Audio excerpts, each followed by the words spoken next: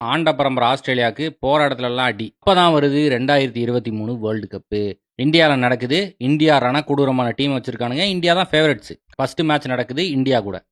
200 run கூட அடிக்கல. All out close. India ஈஸியாக ஜெயிச்சு போட்டானுங்க. முதல் மேட்ச் அவமானத்துக்கு அப்புறம் 2வது மேட்ச் சவுத் ஆப்பிரிக்கா கூட விளாட்றானுங்க.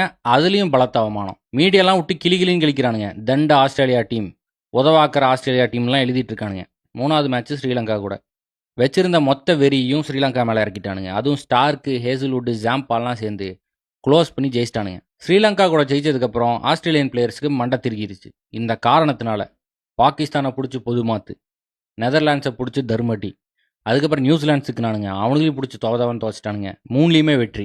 அதுக்கப்புறம் இங்கிலாந்து கிடச்சானுங்க. அவனுக்கு கூட ஜெயிச்சாச்சு. அதுக்கப்புறம் ரொம்ப குரூசியலான மேட்ச் இந்த மேட்ச் தான், ஆப்கானிஸ்தான் கூட. ஃபர்ஸ்ட்டாக பேட்டிங் பிடிச்ச ஆப்கானிஸ்தான் 291 அடிச்சிட்டானுங்க. அதுக்கப்புறம் ஆஸ்திரேலியா பேட்டிங் பிடிக்கிறானுங்க.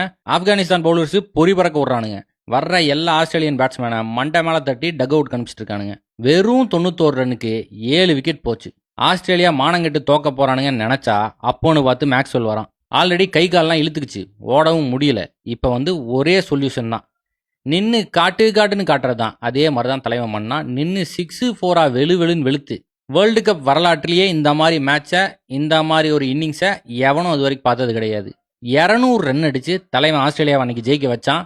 அதுதான் முக்கிய காரணம் இவங்க செமிஃபைனல்ஸ் போறதுக்கு. அதுக்கப்புறம் பங்களாதேஷ் கூட ஒரு மேட்ச் இருந்து அதை ஈஸியாக ஜெயிச்சிட்டானுங்க.